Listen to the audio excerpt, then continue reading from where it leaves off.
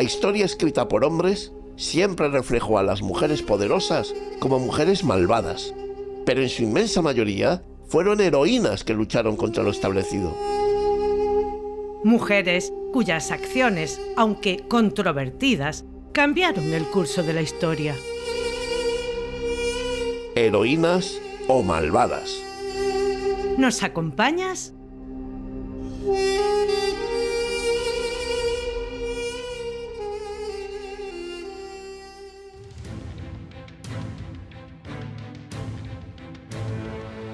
Teodora de Bizancio.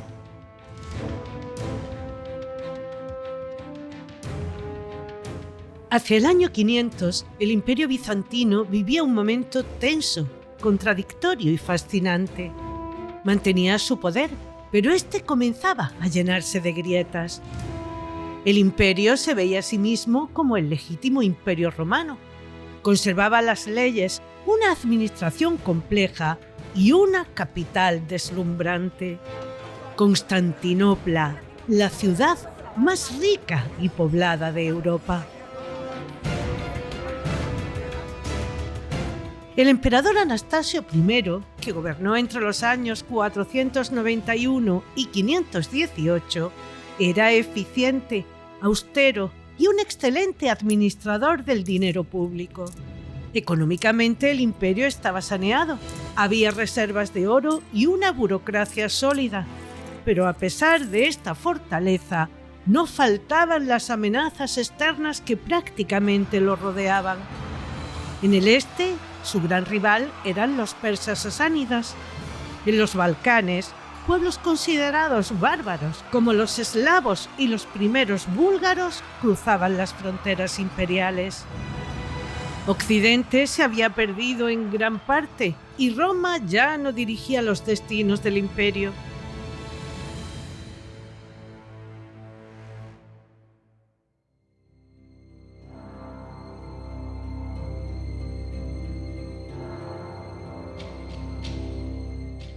Constantinopla era una ciudad rica y cosmopolita, adornada de oro y mármol, pero también volátil y peligrosa. La división por disputas cristológicas era profunda. Una parte de la población defendía que Cristo tenía una sola naturaleza divina, postura muy popular en Oriente. La doctrina oficial sostenía la existencia de dos naturalezas, divina y humana. Pero estas disputas no eran solo teológicas. Detrás de ellas había ambiciones políticas, luchas de poder y conflictos identitarios. La sociedad estaba estrictamente jerarquizada. El origen social lo era casi todo. El hipódromo no era solo un estadio. Era el corazón político y social de la ciudad. Allí se reunían decenas de miles de personas y tenían lugar las apariciones públicas del emperador. Era el único espacio donde el pueblo podía aclamarlo o insultarlo cara a cara, y lo que se le gritaba tenía consecuencias reales. Dos antiguos equipos de carreras de carros actuaban ahora como grandes facciones sociales. Los azules agrupaban a las élites urbanas, grandes propietarios y funcionarios. Los verdes representaban a artesanos, comerciantes y a las clases populares. Cada facción protegía a sus miembros, controlaba barrios, tenía líderes, dinero y hombres armados. Si eras verde o azul, no estabas solo, tenías respaldo o enemigos, enfrentándose en las calles, incendiando casas y asesinando a sus rivales. El Estado muchas veces no podía o no quería controlarlas y en ocasiones incluso las utilizaba. También se alineaban de forma flexible con posturas religiosas. Los verdes tendían a acercarse al monofisismo, mientras que los azules se identificaban más con la doctrina oficial imperial.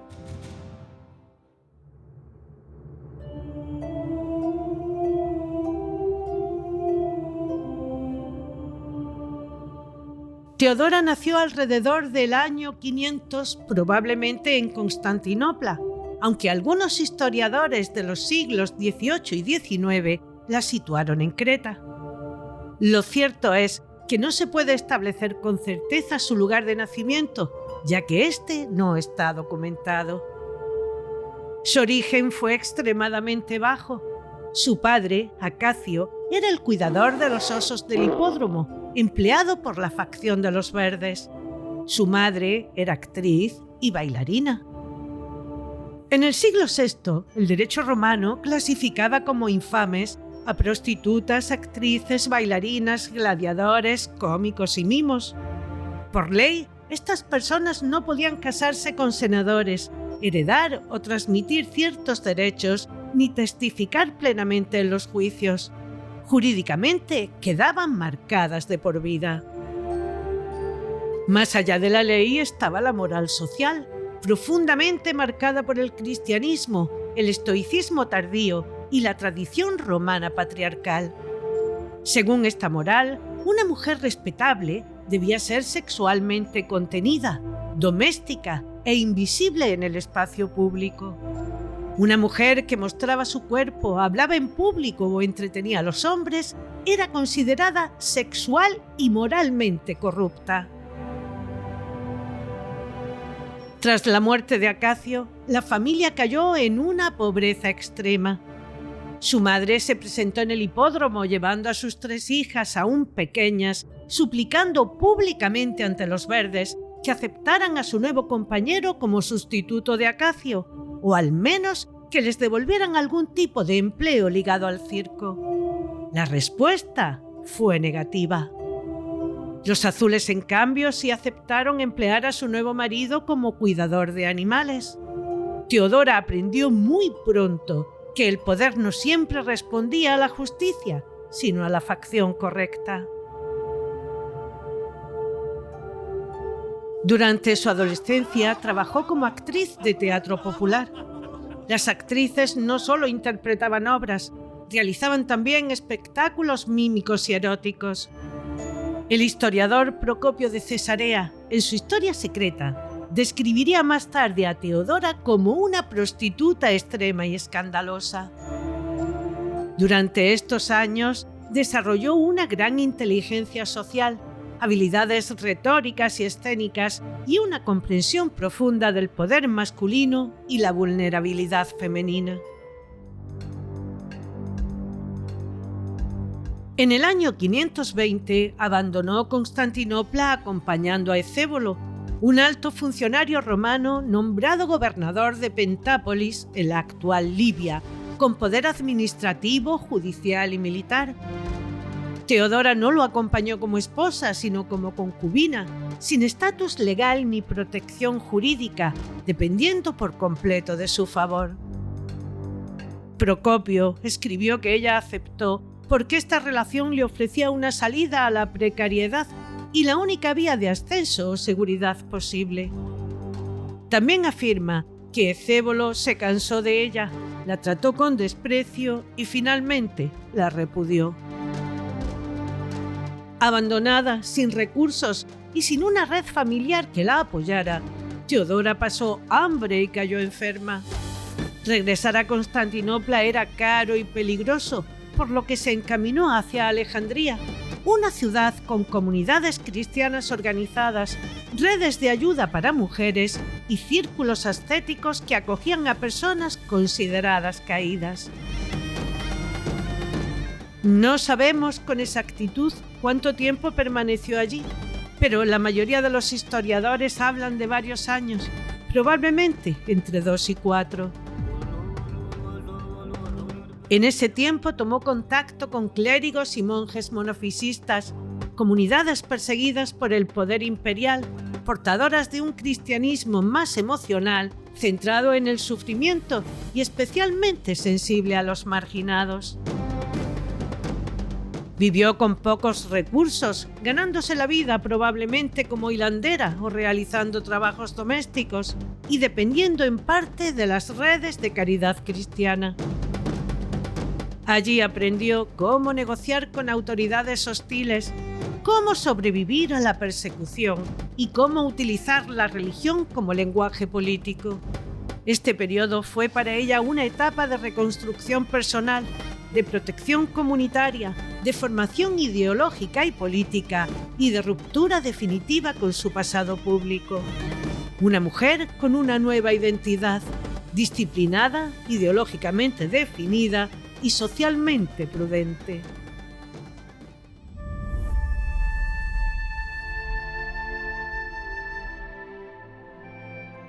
Cuando regresó a la capital, ya no era la mujer que fue.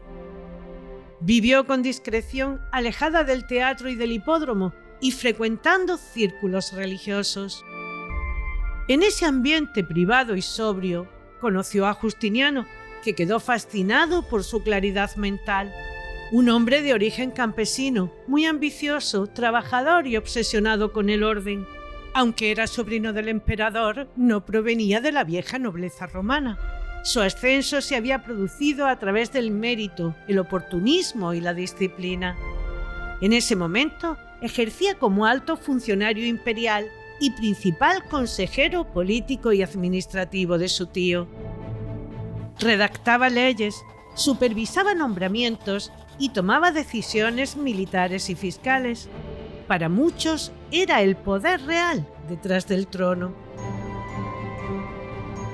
En ella vio a una mujer que entendía la ciudad, a la multitud, alguien que comprendía el imperio desde abajo. Una mujer con experiencia, carácter y una inteligencia poco común, impresionándole su conversación política y teológica. Para Teodora no solo era un hombre poderoso, sino alguien obsesionado con gobernar, con ideas claras y una enorme ambición. Sus encuentros se hicieron frecuentes. Hablaban de religión, de política, del pueblo, del circo y del imperio. Ella se mostraba prudente, discreta y absolutamente leal, y Justiniano comenzó a confiar en su criterio. Durante este tiempo no apareció en público, no provocó escándalos ni dio motivos a la aristocracia para atacarla directamente. Ambos formaron una alianza emocional e intelectual que duró varios años y que terminó convirtiéndose en amor. Sin embargo, existía un obstáculo infranqueable: no podían casarse. La ley romana era clara. Un senador no podía casarse con una mujer infame y una exactriz lo era de por vida. Justiniano no estaba dispuesto a renunciar. Para normalizar su posición, le otorgó protección, la integró en su entorno y la trató públicamente como compañera estable.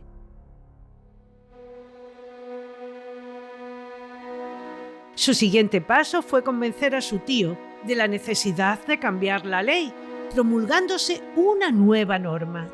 Las mujeres que hubieran abandonado una profesión infame podían ser rehabilitadas legalmente y casarse con miembros de la élite.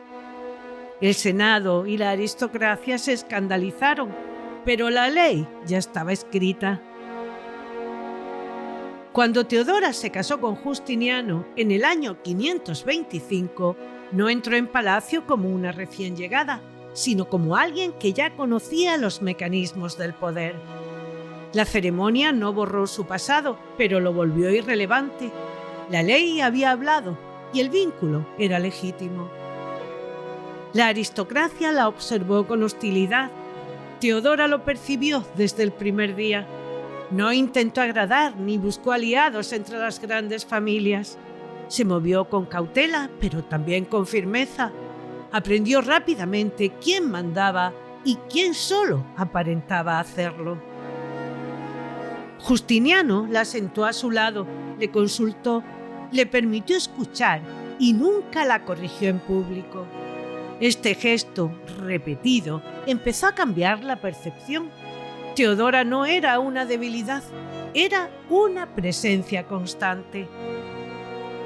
El 1 de agosto de 1527 murió Justino, siendo Justiniano proclamado emperador y Teodora coronada augusta emperatriz. A diferencia de otras consortes, recibió embajadas, presidió audiencias, firmó edictos y gobernó como una igual.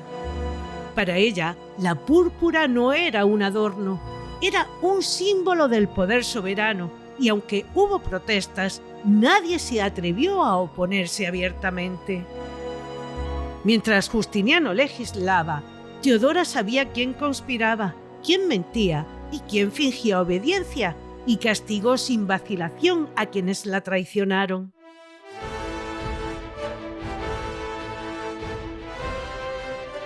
En enero de 1532, Constantinopla estaba al límite. Justiniano intentó reordenar el imperio con profundidad, recaudando impuestos con dureza, persiguiendo la corrupción sin miramientos, imponiendo nuevas leyes y reprimiendo los disturbios con severidad. Tras altercados previos, varios miembros de las facciones de los verdes y los azules del hipódromo fueron condenados a muerte. Durante la ejecución pública, 2 de ellos, al fallar la horca, consiguieron huir refugiándose en una iglesia. El pueblo interpretó el hecho como una señal divina.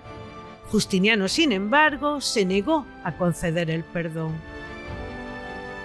Aunque azules y verdes se habían odiado siempre, la rabia contra los recaudadores de impuestos, los jueces imperiales y el odio hacia los ministros, especialmente a Juan de Capadocia, los unió.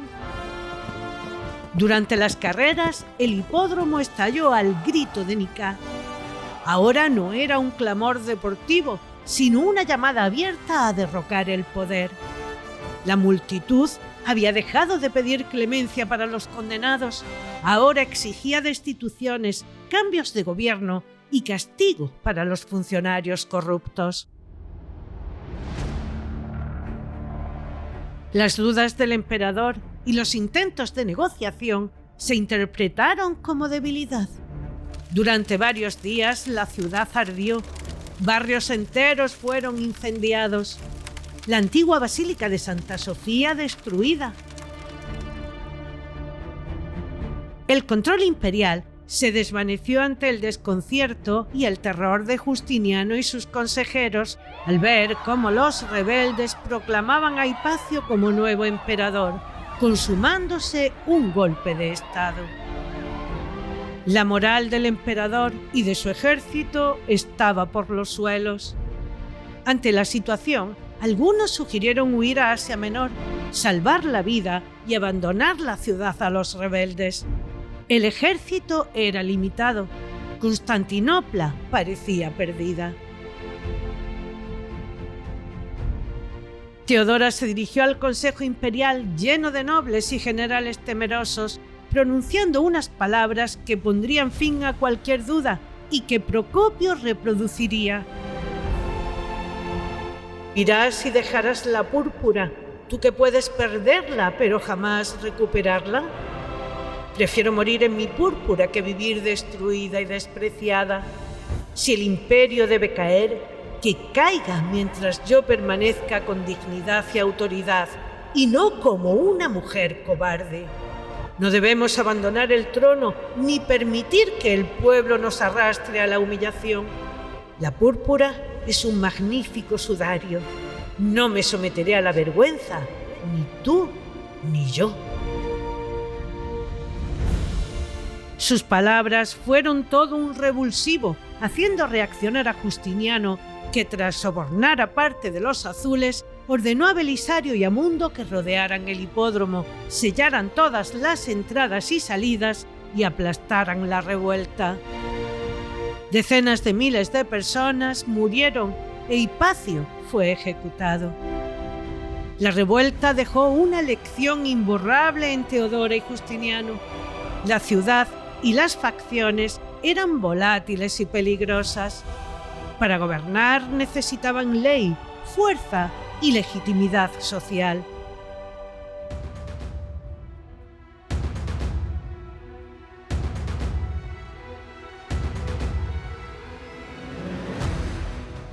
Tras Nicá, Teodora asumió plenamente su papel de cogobernante, convirtiéndose en un modelo de autoridad femenina que inspiraba respeto y temor.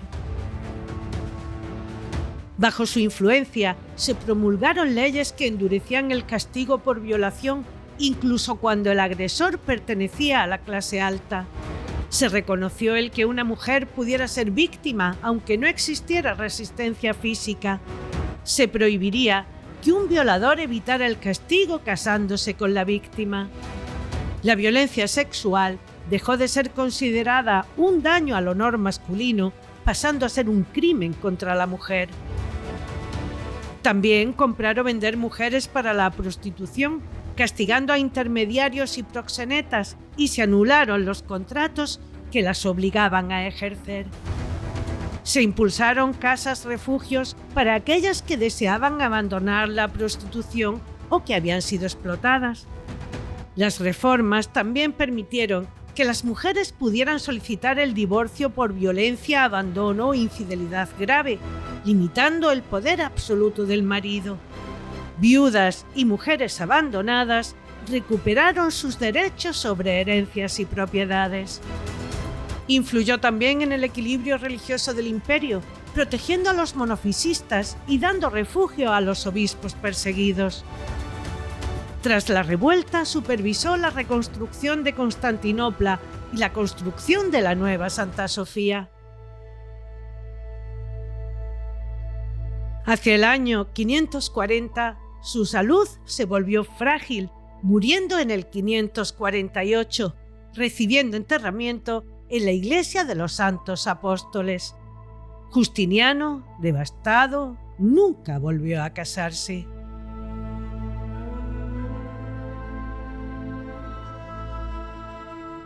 La historia de Teodora ha llegado hasta nuestros días profundamente deformada.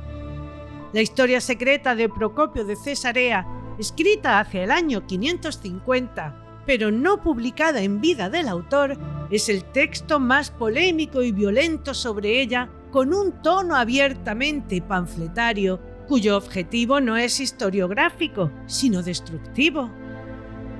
Justiniano aparece como un tirano casi demoníaco, Teodora como cruel, lujuriosa y manipuladora, y el gobierno como corrupto e infame. Es probable que lo que cuenta sobre su origen humilde sea real, pero lo carga de juicio moral, y su influencia política, confirmada por las leyes imperiales, es reinterpretada con una misoginia feroz. La describe como una ninfómana insaciable, participante en espectáculos obscenos y prácticas sexuales extremas. La ley romana equiparaba a actriz con prostituta y su acusación no distingue categorías. Procopio utiliza un lenguaje hiperbólico propio de la sátira violenta. Ninguna otra fuente contemporánea confirma esos excesos. Afirma que abortó repetidamente, insinuando infanticidio, sin prueba legal ni testimonial. Una estrategia retórica habitual para descalificar a las mujeres poderosas. La presenta como astuta pero inculta, contradiciéndose cuando reconoce que debatía teología, estrategia y derecho. Como una tirana cruel, aceptando castigos idénticos cuando son ejecutados por hombres, pero demonizándolos en este caso. La convierte en un chivo expiatorio de los errores de Justiniano, mientras lo exculpa sistemáticamente a él. Tras su muerte, Justiniano no reivindicó su figura. Las crónicas posteriores optaron por el silencio. Si se lee la historia secreta, conviene creerla cuando describe hechos políticos, pero desconfiar cuando habla de moral, sexo o naturaleza femenina. Fue escrita desde la rabia, el miedo y la frustración de un funcionario sin voz, cuyos prejuicios se convirtieron en herencia cultural. Durante siglos, una mujer poderosa solo podía ser santa o pecadora. Teodora no encajaba en la santidad y la versión de Procopio triunfó. En el Renacimiento y en la Edad Moderna, algunos humanistas redescubrieron la historia secreta y repitieron sus excesos. El titular se fijó durante siglos: Teodora, la prostituta que llegó al trono. En el siglo XIX, historiadores desconfiaron de una mujer sin linaje y aceptaron a Procopio como testigo masculino fiable. En el siglo XX comenzó la revisión. Muchas leyes no se explican sin Teodora y su influencia fue estructural. Aún así, los clichés persisten. El relato escandaloso es más fácil que el complejo. La historia no siempre la escriben los vencedores, a veces la escriben los resentidos. Es hora de dejar de llamarla prostituta, que no se escuche ni una sola vez más. Teodora no fue una santa, sino una mujer de origen marginal que accedió al poder real en un sistema brutal, que protegió a los vulnerables y castigó sin piedad a quienes amenazaron su posición. Emperatriz gobernante, reformadora social y figura polémica, desafió el determinismo social y la misoginia del mundo antiguo. No conservamos su voz, cartas o discursos firmados, pero sí sus leyes. Demostró que incluso en el imperio más rígido del mundo, el poder podía aprender a hablar con la voz de quienes nunca habían sido escuchados, porque cuando alguien que ha vivido en los márgenes alcanza el centro, el mundo deja de ser el mismo. Teodora de Bizancio, la mujer que gobernó un imperio, que fue condenada por un relato y a la que la historia finalmente honra.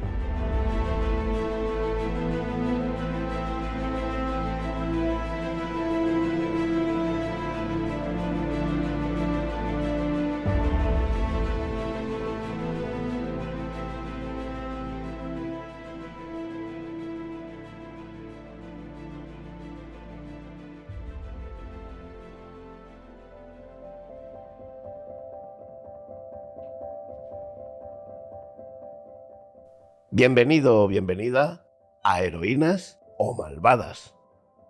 Sé que no es la primera vez que lo digo, sé que me lo has escuchado más de una vez, pero la mujer que vamos a tratar ahora es también absolutamente fascinante.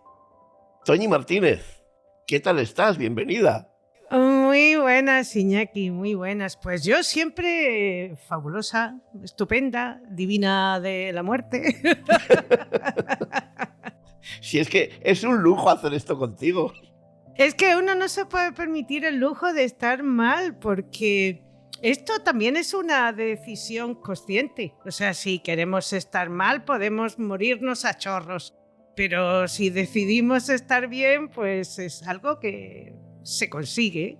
Al final solo se trata de ver la vida desde un punto de vista, pues eso, optimista, positivo. Al final cada día es una nueva oportunidad y esto es algo que algunas veces perdemos de vista. Totalmente, y si no, que se lo digan a Teodora. Bueno, Teodora parte de una base súper humilde. Su padre es el cuidador de los osos del circo. Su madre parece ser que también era bailarina. Bueno, al final estamos en una época, en un tiempo donde las clases sociales eran prácticamente lo que marcaba el destino de las criaturas. Daba igual todo lo demás, al final era eso, la clase social. Algo que se ha repetido a lo largo de la historia y en todas las culturas. No hay cultura que se haya escapado de esto. Yo recuerdo hace muchísimos años, muchísimos, una ya tiene una edad, hay que tener esto en cuenta. Cuando yo tuve conocimiento de cómo en la India las castas prácticamente decidían el futuro de las criaturas, me llevé las manos a la cabeza. Pero claro, luego te das cuenta que desgraciadamente esto se ha ido repitiendo, como decía, a lo largo del tiempo en prácticamente todas las culturas. Sí, eso pasa mucho, ¿no? Que vemos una cultura que lo tiene como muy claro, como muy... es parte de lo primero que conoces y te choca, pero en realidad otras culturas, incluida la nuestra, también han vivido esa parte o ese proceso. Sí, ya te digo que creo que es algo de lo que el ser humano no se ha librado jamás. Y bueno, pues aquí nos encontramos en un imperio bizantino que prácticamente ya se ha independizado de Roma. Roma está en declive, en completa decadencia. Ellos sí que tienen, en cierto modo, un buen estatus, una buena posición, su economía está saneada. Sí, tienen sus problemillas, porque los problemillas nunca faltan. Tienen por ahí gente dándoles un poquito que hacer, queriendo entrar a través de sus fronteras y todas estas cosas, pero bueno, en líneas generales, Bizancio en esa época era una ciudad muy próspera, muy rica. Parece ser que incluso el oro y el mármol estaban en las paredes de las calles, como aquel que dice. Grandísimas construcciones como Santa Sofía. Era una ciudad muy próspera. Sí. Y en esta ciudad tan próspera, pues Teodora pertenece a la clase social más baja que hay en ese momento. Ella desde pequeña tuvo que aprender a convivir con esto e intentar sobrevivir, ambas cosas. Yo creo que al final la vida de ella está definida precisamente por ese bagaje que hace a lo largo de su infancia, juventud, y es la que la lleva hasta el punto de decir, bueno, sí, todo esto está bien, pero las normas están para cambiarlas o las reglas están para cambiarlas. Y ahí es donde ella realmente pone el acento en toda esta historia. Claro, nunca faltan los enemigos, esto está más claro que el agua, y cuando Teodora consigue casarse con Justiniano, después de todos los problemas y de todas las dificultades que esto conlleva, porque evidentemente al pertenecer a esta clase social tan baja, ella tiene prohibido, entre otras cosas, pues poderse casar con alguien que pertenezca a la nobleza. Exacto. Pues Justiniano es el sobrino de Justino, emperador en ese momento, un hombre que ya forma parte del gobierno. De hecho, en más de una ocasión dijeron de él que era el gobierno en la sombra. Sí, sí. Él ya en este tiempo pues legislaba. Sí, porque en realidad, aunque formaba parte del gobierno y aunque era familiar del emperador, en la línea dinástica no le correspondía en realidad. Realmente era su tío. Uh-huh. No, él no era su hijo ni nada de esto. Su tío al final lo designó como su sucesor. Sí, sí, sí. Pero, claro, Teodora, como acabo de decir, pues chocó con todas estas dificultades. Ella se enamora de Justiniano, Justiniano se enamoró de ella. Se conocen en estos ambientes, como acabamos de contar en el relato histórico, en estos ambientes en los que, bueno, pues se habla de religión, se habla de sociedad, se habla de todas estas cosas. Uh-huh. Y claro, ahí es donde él descubre todo lo que esta mujer ha guardado en su alma después de haber pasado por todo lo que ha ido pasando.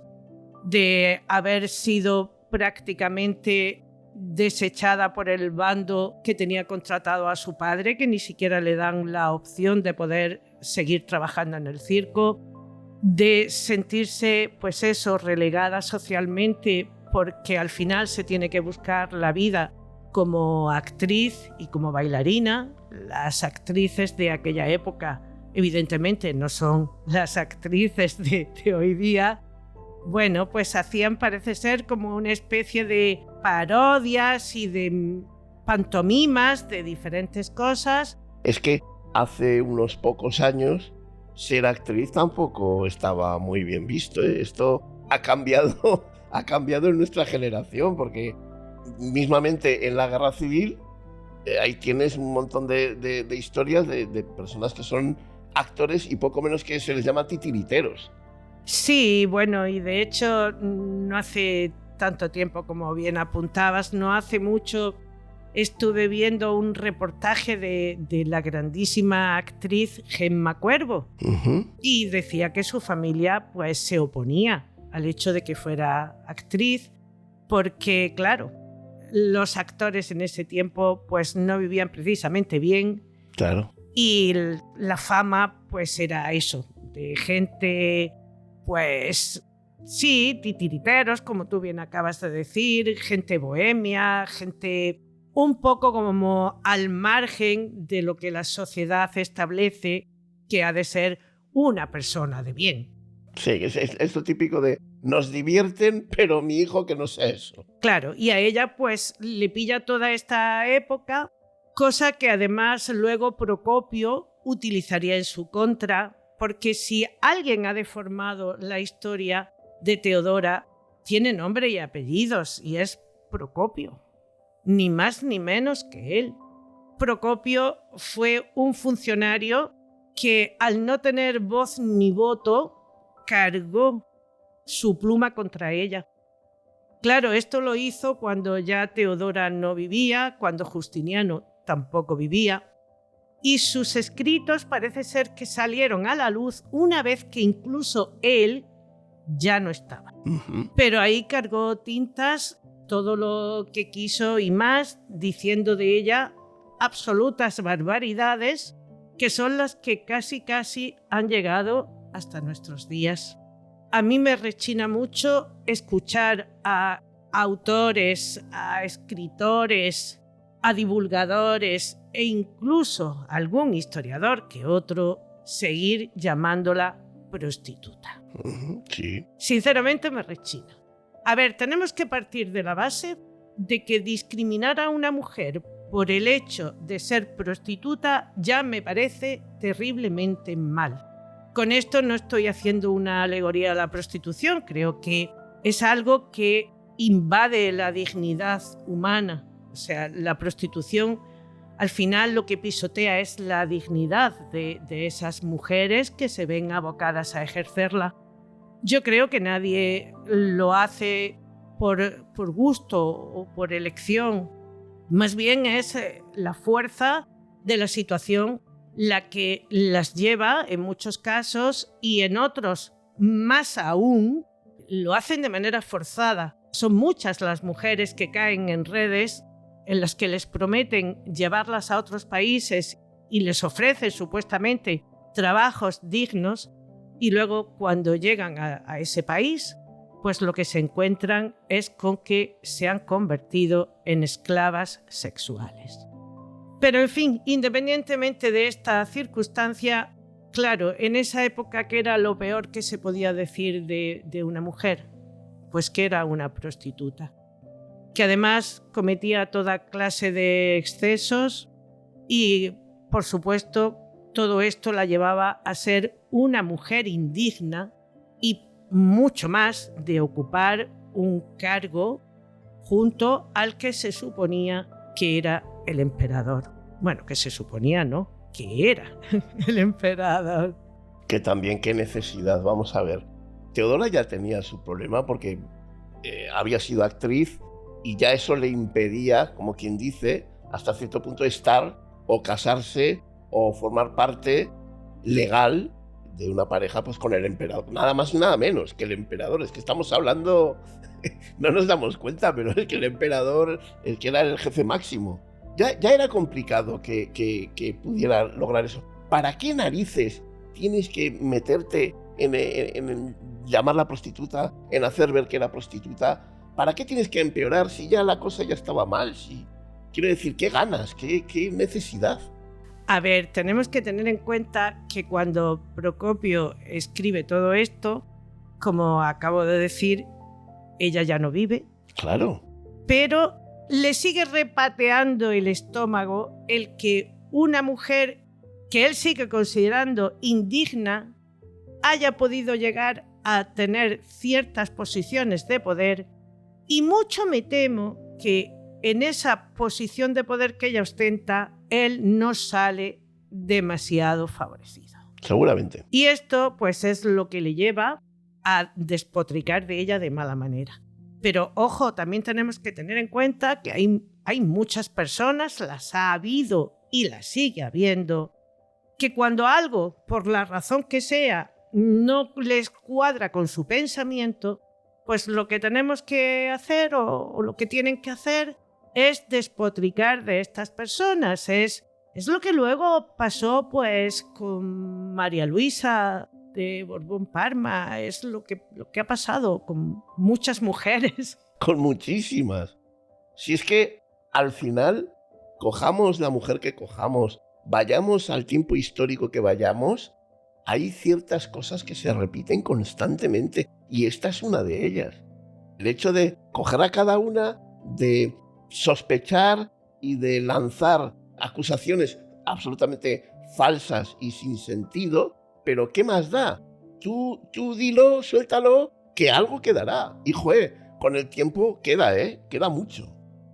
Yo creo que además a él en su tiempo le compraron el discurso muy bien, porque claro está, no era solo él el que pensaba que aquello que estaba pasando no podía pasar, que Justiniano, el que estaba prácticamente en el camino para que el día que Justino muriera fuese el emperador, no podía casarse con una mujer de una casta baja. Y claro, esto pues le repateó las tripas de arriba abajo y de derecha a izquierda. Se olvidó de todo lo bueno que ella hizo, solo cargó contra lo que él pensaba que era motivo para deteriorar su imagen. Lo único bueno que dijo de ella es cuando hace referencias a el tema de la batalla de Nicá. De Nicá, sí.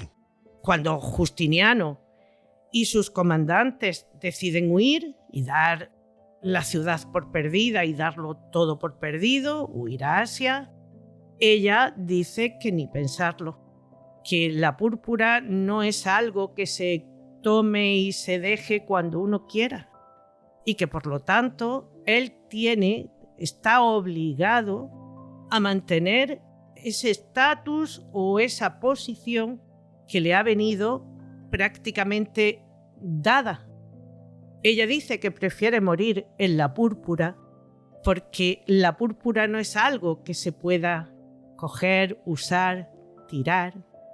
Pero además de eso, durante todo este tiempo en el que a ella ya se le concede el título de emperatriz, ella también hace un montón de...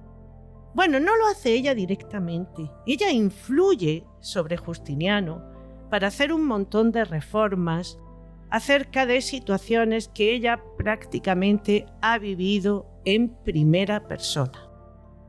Tenemos que recordar que cuando ella abandona el mundo del espectáculo es porque se marcha con un alto cargo a otras tierras y allí ella es repudiada y es el momento en que emprende su viaje hacia Egipto. En Egipto conoce a un grupo de cristianos que piensan que la religión no es solamente adorar a alguien, sino que hay una parte humanista que es precisamente la esencia de esa religión. Y ahí es donde ella se siente acogida y arropada. Y ahí es donde ella aprende y atesora gran parte de la sabiduría que luego le acompañaría. Allí ella aprendió cómo a través de la religión se podían establecer discursos. Allí ella lo aprendió prácticamente todo. Cambió un poco de tipo de vida, de ser una vida más pública, más en el escenario de la vida, quiero decir, de estar más delante de todo el mundo. Ahí ya llevó una vida mucho más retirada para ella, ¿no? Para ella y los suyos, quiero decir, no hacía ese aporte público. Imagínate una mujer que era actriz, que tendría un tipo de pensamiento, de manera de vivir, que en esa otra parte, digamos, en esa segunda parte de su existencia, lleva una existencia muy diferente a como cuando fue actriz. Cosa que me llama la atención también, ¿eh? No, a mí no me resulta curioso. A ver, ella da con una comunidad monofisista que son los que la acogen, que son los que le dan cierta protección, cierto respaldo. Ujú. Y claro, esta comunidad tiene un pensamiento, tiene una filosofía que es de la que ella bebe. Y eso es lo que hace que su vida se transforme de alguna manera. Sí, pero no es tan fácil, no es tan fácil. A ver, no es cuestión de fácil o difícil, es cuestión de que aquello que tú estás escuchando, aquello que te están mostrando, porque al final te están ayudando y te están apoyando, a ti te convenza. Ujú. Esto no es una cuestión de cambios, de ahora soy una cosa, ahora soy otra. No. Antes tuve la vida que me vino dada y de la que no podía escapar porque era la única manera de poderme llevar algo a la boca, y ahora llego a un sitio donde no conozco a nadie, donde doy con esta comunidad, como acabo de decir, donde impera una filosofía acerca de la vida. Yo me empapo de esa filosofía y la hago mía. Y eso es lo que hace que se produzca esa transformación en Teodora. No es ahora estoy aquí y me cruzo de acera, sino mi experiencia vital me lleva a que ahora entienda la vida desde otro punto de vista. Cuando ella ya regresa con ese nuevo pensamiento, con esa nueva filosofía. De hecho, cuando ella vuelve, no se dedica de nuevo al circo, ni al teatro, ni a nada de nada. Es cierto. Parece ser que ella, en el tiempo en el que está en Alejandría, pues aprende a coser, a hilar y hacer ciertas labores de este tipo, y cuando regresa, pues es en esto en lo que se emplea. Y claro, busca ese mismo ambiente que ella ha tenido anteriormente. Y es cuando entra en estos círculos en los que conoce a Justiniano. Claro, ya es otra mujer. No tiene nada que ver la Teodora que salió de Bizancio y que llegó a Alejandría con la que ha regresado. Son dos personas completamente distintas. Quizá esa fue su suerte, digámoslo así. Bueno, aprovechar las oportunidades que le aparecen en la vida. Seguir camino, no quedarse estancada, como hace mucha gente. Es seguir, es evolucionar. Sí, de alguna manera es esto, como tú bien apuntas, ella evolucionó en este sentido y pues llegó a enamorarse después de muchos años, porque esto no fue que Cupido apareció y tiró la flecha, estuvieron muchos años en los que Justiniano y ella se reunían y conversaban absolutamente de todo. Y ahí es donde Justiniano se da cuenta de que ella es una mujer que vive la realidad, no está despegada de lo que ocurre en el mundo o de lo que ocurre en la calle. Ella es una mujer que no solamente lo ha vivido en primera persona, sino que ahora tiene la capacidad de poderlo mirar desde arriba y en 360. Y esta mirada a él le parece muy interesante, lógicamente. A mí ahí sí que me parece que Justiniano era un señor muy listo. Es que también la imagen de Justiniano, o lo que yo tenía entendido por él, por lo que se contaba, yo no lo veía como lo he descubierto en este episodio de Heroínas o Malvadas, porque un hombre en aquella época en la que no ve a una rival, sino ve a una compañera, a una ayuda, a alguien que le puede asesorar, acompañar. Claro, no es, para mí, me pongo en la psicología de aquella época, no es tan fácil. Aparte de que te enamoras y que eso te puede empujar, pero, hombre, un señor que era muy ambicioso, o eso dicen, encuentra a una señora a la que ve y dice, ostras, esta mujer tiene cabeza, tiene criterio, tiene coherencia en lo que afirma. En lugar de tener como una cierta competitividad, No, él aprovecha eso que encuentra en ella y además yo creo que también para él es atractivo eso, ¿no? Esa mujer que no es simplemente una mujer, sino que encima puede compartir con él toda esa vía de política y de estrategia. No sé, a mí eso sí que me llama la atención de su parte, ¿no? Es decir, era un hombre, sí, pero tenía la cabeza bien amueblada. Sí, evidentemente Justiniano era un hombre inteligente, por eso también llegó donde llegó. Justiniano al final pues venía prácticamente del campesinado y es al amparo de su tío donde él empieza a desarrollar una carrera más política. Claro, también tenemos que tener en cuenta qué concepto tenemos de enamorarse cada cual y cada quien. Para mí el concepto del amor surge precisamente de lo que tú acabas de decir, de la admiración y el respeto hacia otra persona. Totalmente de acuerdo. Lo otro no es amor, es enamoramiento o atracción, efectivamente, llamémosle como queramos, pero sí, realmente, bajo mi punto de vista, eso no es amor. El amor surge cuando tú tienes enfrente a una persona a la que admiras. Por supuesto, esa admiración te lleva al respeto, te lleva a la escucha, te lleva a tener en cuenta todas sus consideraciones, porque la estás considerando una persona pues válida. Y eso es justamente lo que le pasa a él y a ella. Hay por ahí autores que dicen que ella igual lo que buscó fue la protección y el estatus. Creo que nadie lo puede saber porque ninguno estábamos allí y es difícil. No sé, puede ser, al principio. Vete a saber qué buscaba y qué quería o qué vio en Justiniano de repente lo primero que le llamó la atención.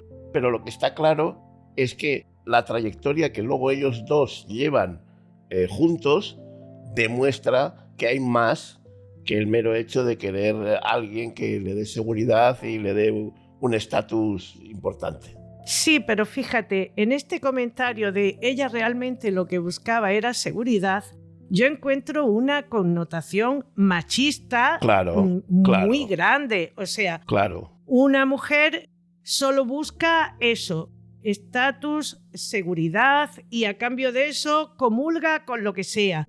Pues para mí es muy machista este concepto. Sí. Pero ¿y quién te dice a ti que no es él el que busca la seguridad y el poder refugiarse en alguien? Pues también. En confiar en alguien. Claro, pues también pudiera ser. Porque estamos en un tiempo en el que casi que no te podías fiar ni de tu sombra, porque había pues eso, sus complots, sus historias.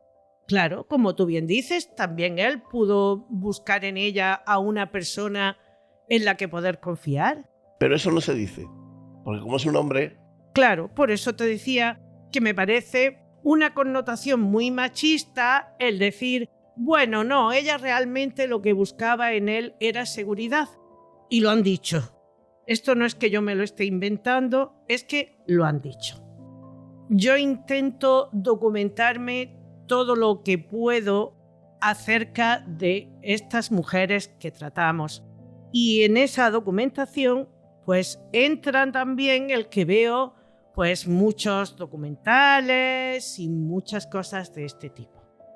Y ahí yo he escuchado esto que acabo de decir, que ella realmente lo que buscaba era seguridad.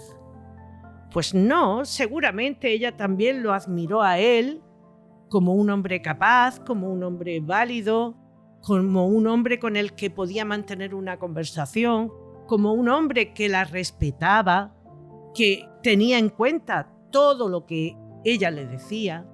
Esto duró años. Esto no fue qué guapa eres, qué tipo tienes, me voy a casar contigo. Es que solo falta que digan que él era tonto. Y ya hemos cubierto todos los puntos ya. Bueno, esto también lo dijo un poco Procopio. Sí.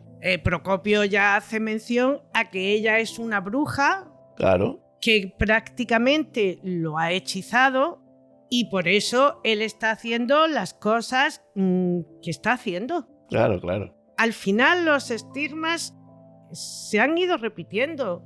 El ser humano tiene poca capacidad de imaginar diferentes escenas. Va repitiendo una y otra vez las mismas cosas a lo largo de la historia. Totalmente. Y seguirán. Seguirán. Sí, claro. Y Procopio pues habla de que ella es una mala pécora y él es un demonio, pero a continuación apostilla diciendo que claro, él es un demonio porque está bajo la influencia de esa mala pécora. Claro, claro. Evidentemente. Mientras que los hombres castigaban a sus enemigos, cuando llega el momento en que es Teodora quien lo hace, a él no le parece bien. No es que no le parezca bien el hecho en sí, sino quién está realizando ese acto. Claro que es ella la que... Porque no tiene derecho, no tiene por qué. Ella no. Es que las mujeres tienen que ser domésticas, no tienen que estar metidas en otras historias. Las mujeres no tienen por qué decidir en política. No solamente no decidir, ni tan siquiera dar su opinión. Y claro, todo esto a él le molesta en lo más grande. De ella dijo que había abortado, que en aquella época pues era casi un crimen, que había influenciado de mala manera. Tenemos que tener en cuenta que durante el reinado de Justiniano y de ella pone en marcha, evidentemente lo hace Justiniano, ella no dicta leyes ni nada de nada, pero sí que influye para que Justiniano haga una serie de reformas. Teodora consigue que se hagan grandes reformas. Ojo, que esto no quiere decir que Teodora fuera una feminista, ¿eh? No nos confundamos. No es el concepto que debemos de aplicar si queremos realmente evaluar a la figura de Teodora en su justa medida. Pero sí que es cierto que ella, por sus vivencias y por todas las batallas que tuvo que librar a lo largo de su vida, pues fue una mujer que vivió en primera persona la vulnerabilidad legal que las mujeres tenían. Y claro, cuando llega al poder, pues ella intenta corregir todas estas cosas que están en el sistema. No consiguió abolir la prostitución, pero sí dio la opción de que todas aquellas mujeres que no quisieran ejercer pudieran dejar de hacerlo. Consiguió que aquellos contratos que las obligaban desaparecieran. Es verdad que las redes privadas siguieron existiendo y todas estas cosas, pero al menos ella ahí abrió una puerta. Totalmente. Ella consiguió que la violación se considerara un delito. Y un delito a la mujer, porque hasta entonces... Es verdad que a pesar de esto, bueno, pues no era fácil el conseguir una prueba que demostrara que una mujer había sido violada. Es verdad que la palabra de la mujer tenía mucho menor peso que la palabra de un hombre. Y es verdad que si además este hombre pertenecía a una clase social alta, pues lo tenía bastante más fácil el zafarse de esto. Pero bueno, ella consigue que esto se contemple dentro de las leyes. En cuanto al divorcio, ella también hace que una mujer pueda divorciarse si está siendo víctima de un maltrato o de un abuso. Para esto es verdad que esas mujeres pues tenían que tener una familia que las acogiera, que tuvieran dinero o bienes para poder seguir adelante. Y también es cierto que era más fácil para las mujeres que vivían en un entorno urbano que para las campesinas, Pero aún así tenemos que entender que es la época que es. ¡Claro! Y que hizo una gran labor, por lo menos bajo mi criterio, porque, ostras, una persona que venía de donde venía no se olvidó, sino que utilizó su poder, su estatus, su condición para, por lo menos, regularizar un poco todo ese sector de la población que, desde luego, pues eran poco menos, tenían los derechos de los animales, por otra cosa. O quizás hasta menos. Pero está claro que las mujeres prácticamente no tenían derecho ninguno. Consiguió también que las mujeres pudieran administrar sus herencias. Había viudas que se quedaban en la miseria y consiguió que ellas pudieran administrar sus bienes y de esa manera pues poder tirar hacia adelante. ¿No cambió la masculinidad como principio y su autoridad? Pues no lo cambió. ¿Consiguió que la mujer pudiera tener un poder formal? Pues tampoco lo consiguió. El modelo siguió siendo un modelo patriarcal. La mujer hizo hasta donde pudo, pero esto no le resta el que en su día, en el tiempo en el que estamos hablando, no fuera una absoluta revolución para las mujeres de ese tiempo. Me llama mucho la atención porque no se ve muchas veces esto, ¿no? Cuando hay un cierto personaje con principios muy humildes y de repente, por circunstancias, llega al poder, generalmente esa existencia, esa vida, se centra en defenderse de los que le atacan, en soportar o sobrevivir a todo lo que se le cae encima e intentar que su existencia sea lo menos cruel posible. Pero es que esta mujer, ese utilizar su estatus, su posición, para ayudar a esas personas, sean de su misma vida o peores, a mí me llama mucho la atención el hecho de que se acuerde, de que sea consciente de lo que dejó atrás, que seguramente ella pues tendría experiencias con mujeres prostitutas que vio que les hacían de todo, o mujeres que sus maridos les hacían de todo también, y el hecho de que su nueva vida, su nuevo estatus, ese mundo nuevo en el que está, aparte de encontrar su sitio, que no es poco, ella sí que mira para atrás y ayuda en lo posible, porque estamos hablando de estas leyes así como muy fácil, pero en aquella época, encima ser tú la que seguramente sería el motor del empuje de todo esto, no tenía que ser nada fácil, ¿eh? Y tendría que luchar con los nobles, por ejemplo, o sea, con mucha gente que seguramente no querían eso, querían seguir en lo suyo, querían seguir en la sociedad que ya estaba. Tengo la obligación de recordar que en España, este país nuestro, hasta el año 80 y algo, no hubo divorcio. Claro. Siglo XX. Sí, 20.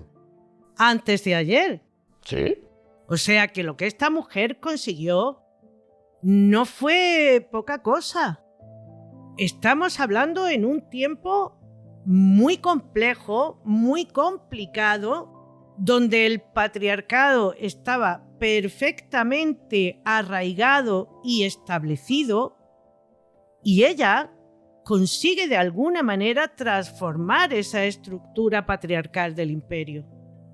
Que luego a la hora de la práctica hubiera callejuelas por las que colarse.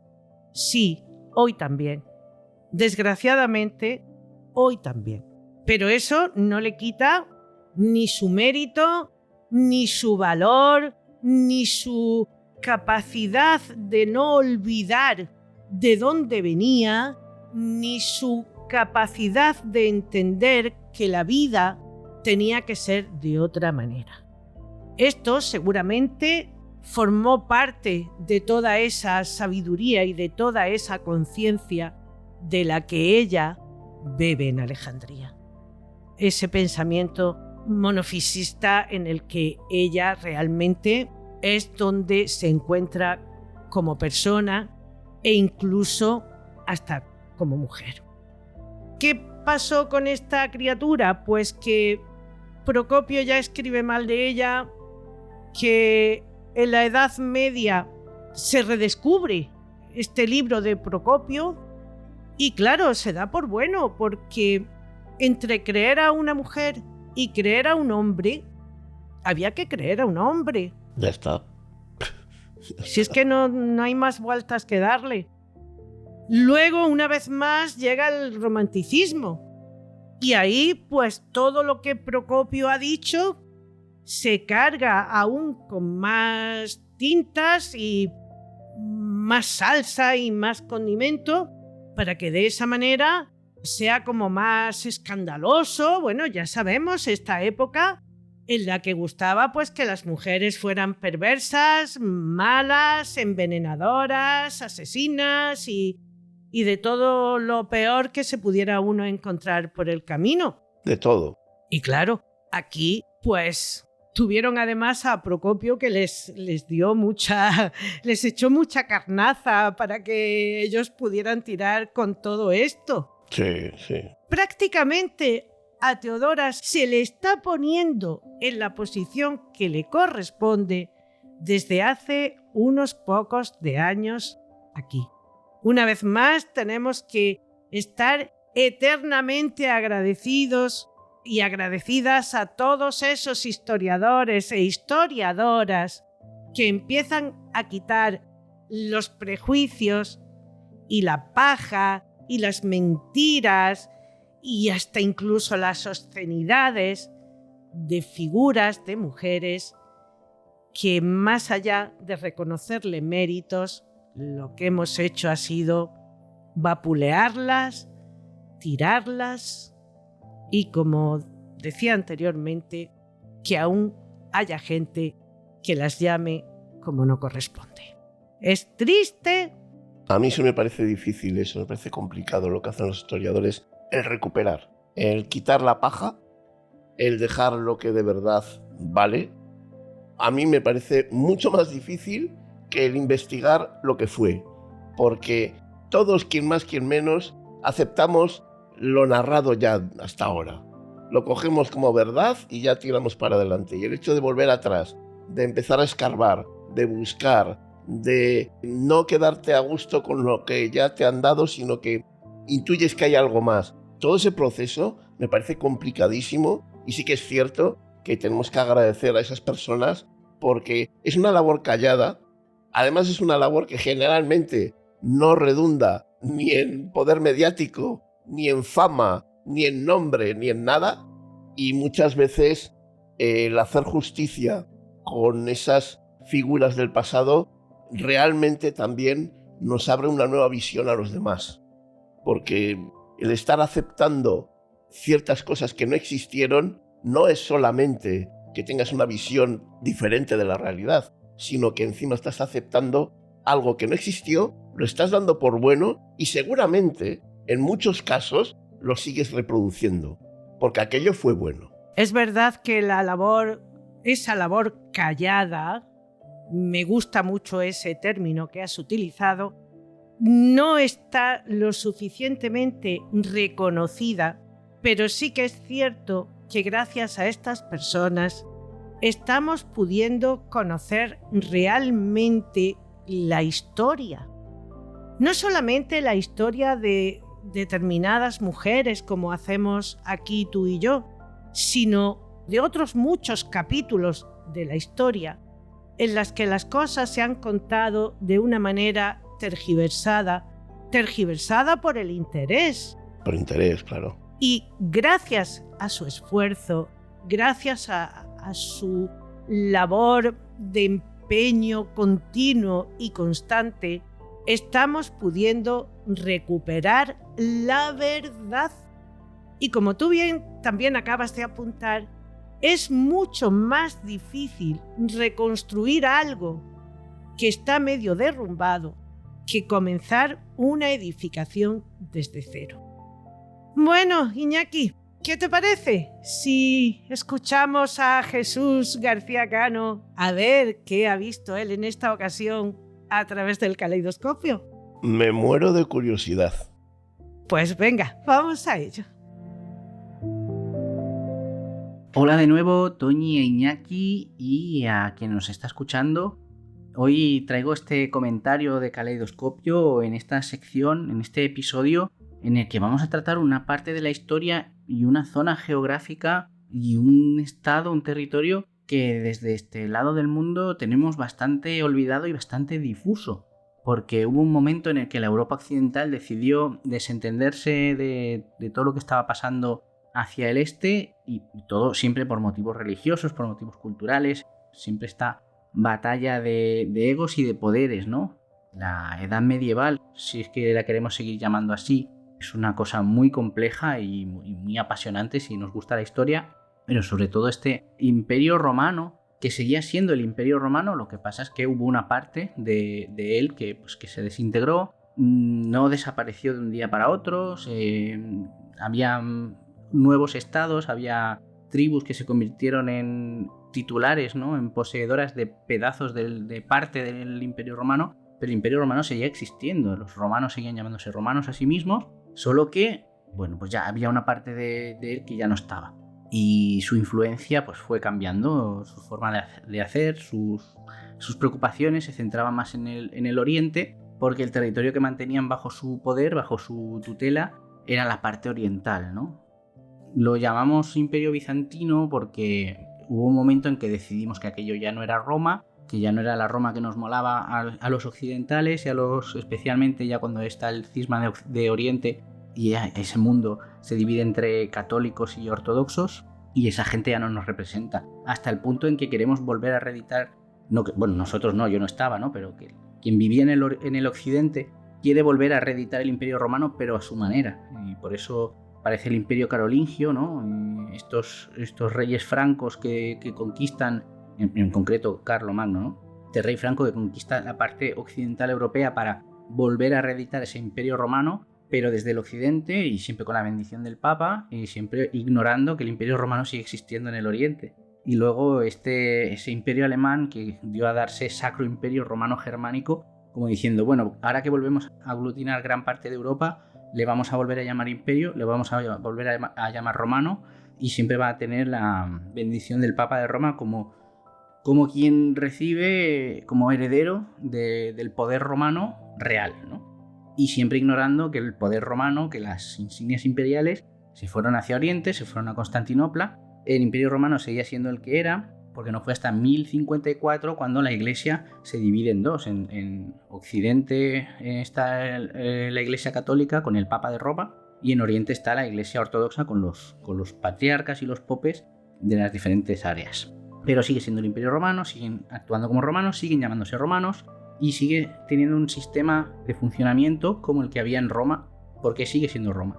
Me gusta decir esto porque luego tendrá importancia en el comentario más adelante. Y además es que cuando hablamos de Edad Media es el momento que nosotros conocemos entre la caída del Imperio Romano de Occidente.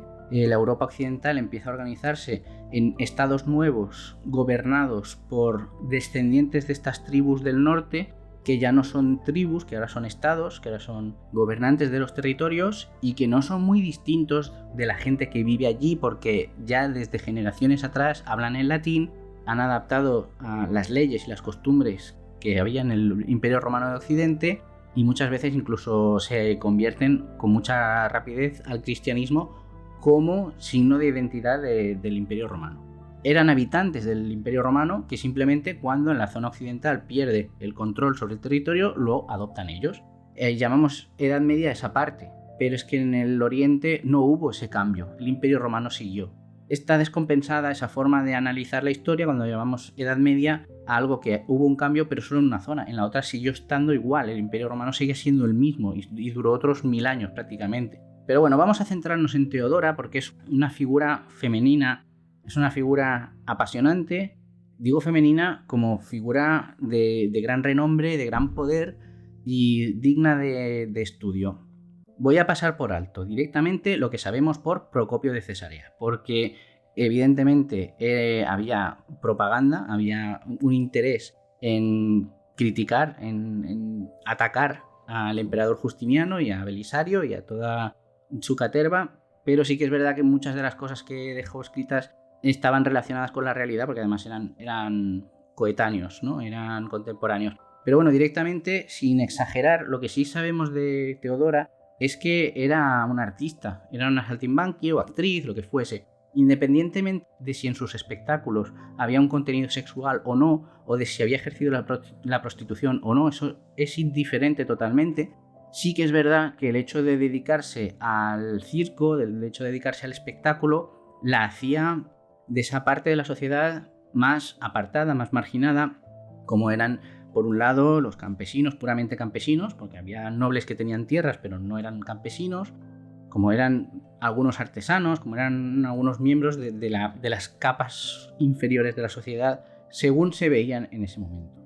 Era muy importante también destacar cómo una mujer en ese momento de la historia, como lo ha pasado en muchos momentos de la historia, no era nadie o era poco si no tenía un matrimonio conocido, legal, un matrimonio como se estipula socialmente aceptado, porque sabemos que cuando viaja al norte de África, cuando viaja a las tierras de Siria y a las tierras de Egipto, viaja acompañando a su amante como concubina, porque no podía casarse con él, porque no se le estaba permitido casarse, y realmente todo lo que pudiera hacer con él no tenía ningún tipo de reconocimiento, no podía heredar, no podía compartir sus bienes, no podía acudir a los tribunales, como le pasó, que fue maltratada, fue vejada sexualmente, fue abandonada al fin y al cabo. Se quedó desamparada totalmente Teodora en ese momento de su vida en el que no tenía un marido al que reclamarle ese amparo. Y ella sola, como mujer sola, ¿a dónde iba a ir? Por suerte, y había muchos casos en los que no había esa facilidad, pero por suerte entró a la comunidad cristiana. No voy ahora a defender el hecho de pertenecer a una comunidad cristiana, sino el hecho de que de esa manera estuvo en un entorno de la sociedad en el que se le permitía mantenerse sin caer en la delincuencia, en la marginalidad, en la prostitución o sin ser directamente rechazada por la sociedad. Entonces, formando parte de esa comunidad cristiana, lo que ocurría en ese momento con la religión es que la religión no solo era la religión en sí, sino también era una parte de la identidad social. Y ser parte de una iglesia en concreto, en este caso, Teodora se volvió monofisista, porque le tocó, porque donde llegó lo oyó, predicó, entró a formar parte de esta comunidad, y eso le proporcionó un paraguas social, le proporcionó un escudo donde pudo mantenerse, aprender oficios, y donde pudo ella sola, como mujer sola, mantenerse sin ser marginada. Como mujer se dedicaba pues a la costura, era hilandera también, los tejidos. Eso era algo que daba mucha riqueza, eso era algo que daba un estatus social, incluso sin estar casada.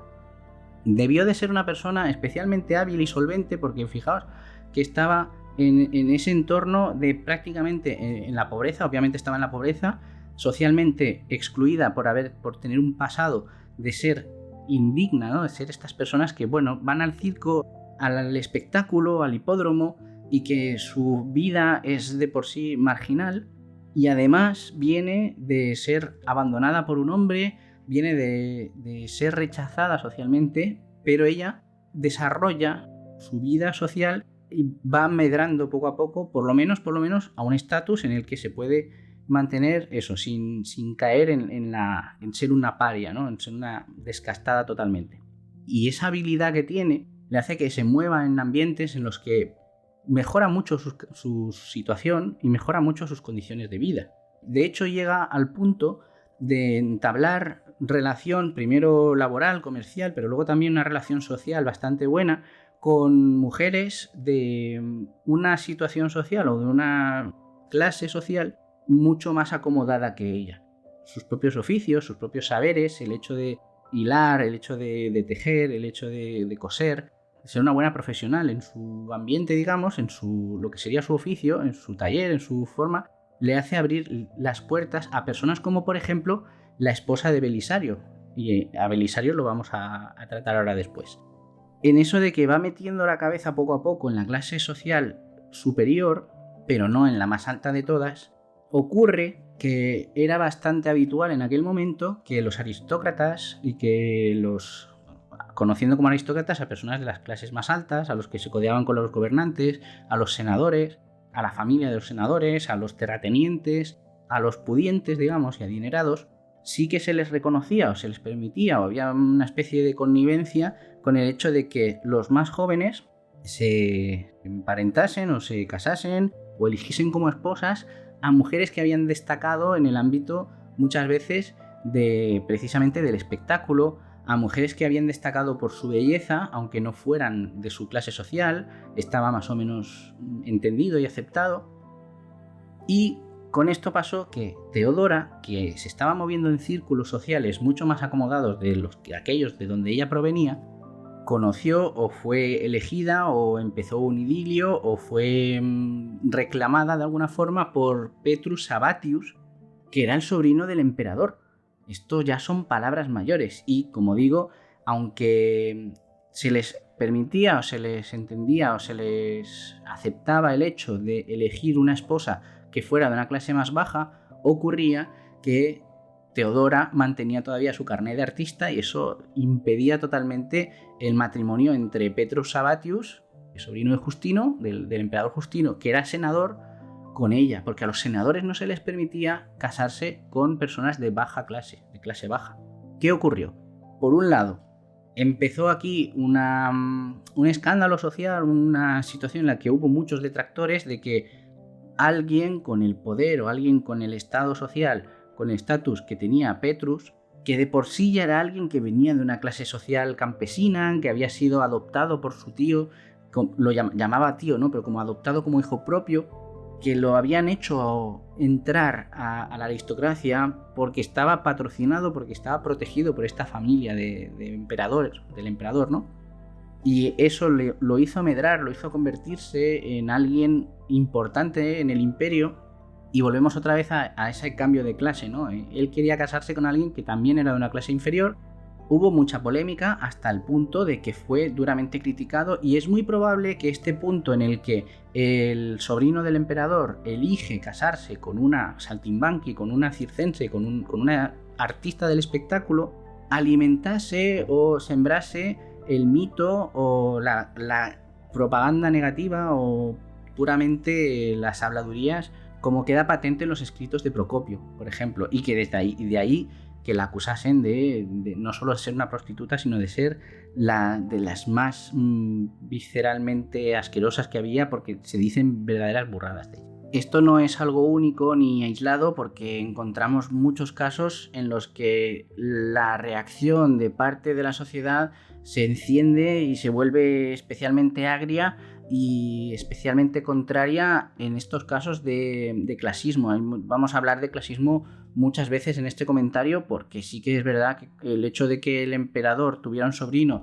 que quisiera casarse con una actriz está muy mal visto, y hoy en día nos ha pasado también. ¿Cuántos casos de relación de este tipo que ha sido granmente criticada, esa persona que se ve como trepa, que se ve como arribista, como cercana al poder, que quiere escalar de clase contrayendo un matrimonio de este tipo, ¿no? Y de hecho aquí en España fue muy duramente criticado la relación que tenía el entonces príncipe de Asturias con una periodista, por algunas personas, aunque por muchas otras no, y los tiempos están cambiando y tenemos la mente más abierta, pero siempre está ese puntito de mira esta persona, mira esta mujer que quiere acercarse, que quiere arrimarse al poder. Yo creo que parte del origen de este mito negativo, de esta propaganda en contra de Teodora, nace de este intento, ¿no? De este matrimonio y de una sociedad que no lo veía nada bien, pero una cosa es la sociedad y otra cosa son las leyes. Las leyes decían que esto no podía ocurrir, pero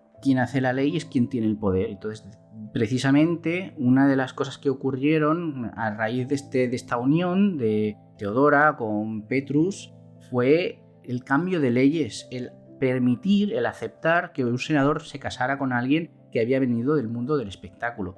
Y de hecho se casan y se coronan emperadores, ambos a partes iguales. Petrus Sabatius, que adquirió el nombre de Justinianos, como para que se le reconociese como descendiente de la dinastía justiniana, descendiente de Justino, como emperador que iba a portar un nombre parecido, elige este nombre como emperador y decide y yo creo que en parte también influido por ella, pero decide que la persona con la que va a compartir su vida también va a ser la persona con la que va a compartir la corona, porque Teodora era una persona suficientemente cabal, suficientemente solvente y suficientemente apta para ser emperatriz, no solo para ser consorte del emperador, y deciden casarse y deciden mencionar sus votos y hacer públicos sus votos en la iglesia, que luego será Santa Sofía, Hagia Sophia, que es la Santa Sabiduría. Para mí esto es como una señal, es el lugar donde vamos a dejar claro que a lo que veneramos es la sabiduría de Dios, la sabiduría de cómo vamos a gobernar este imperio, ambos juntos y a partes prácticamente iguales, porque aunque no había una equidad total entre hombre y la mujer, Teodora tenía el valor y el conocimiento y tenía las artes suficientes para ser considerada prácticamente igual a Justiniano. Y esto es otro de los orígenes, y yo creo que es también causa y motivación para este podcast, y es que el hecho de que una mujer alcanzase una posición igual a la de un hombre también estaba muy mal vista por ciertas personas que supongo, especialmente hombres, que veían sus privilegios de hombre atacados o diluidos de esa manera si una mujer era capaz de alcanzar el mismo puesto.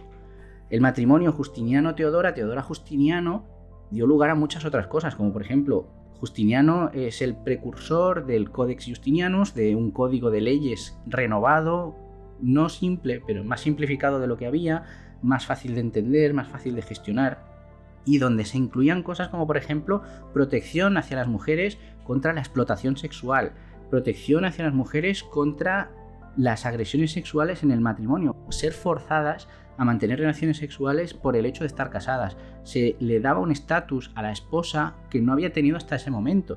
Y recordamos, y lo hemos comentado otras veces, en el mundo griego la mujer ni siquiera tenía derechos humanos de ningún tipo, era un mueble más de la casa. Y en el derecho romano solo algunas mujeres tenían derecho a tener nombre, simplemente nombre.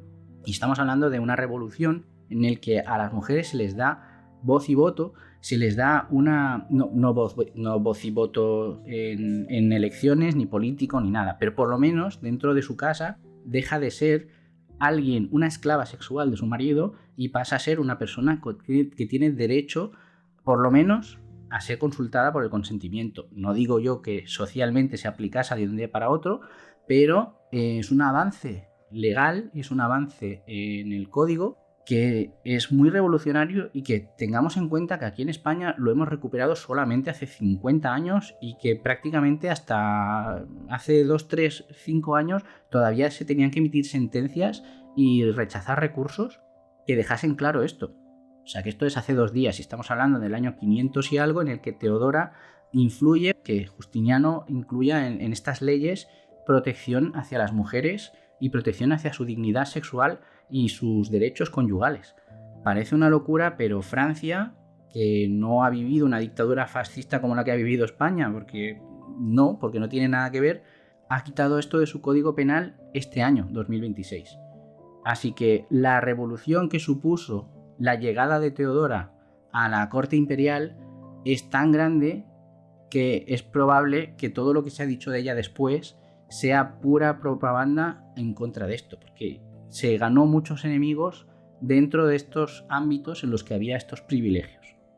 Veníamos de un momento en el que los romanos eran ricos, en que el imperio estaba bien alto, digo romanos refiriéndome al imperio bizantino, que tenía un superávit, que tenía mucho dinero, y en la parte occidental estos estados latinizados pero de origen bárbaro estaban mucho peor, eran mucho más pobres, eran territorios divididos y poco coordinados o poco cohesionados, y muchas veces en guerras entre ellos. En ese momento, Justiniano, como emperador, decide iniciar una reexpansión romana.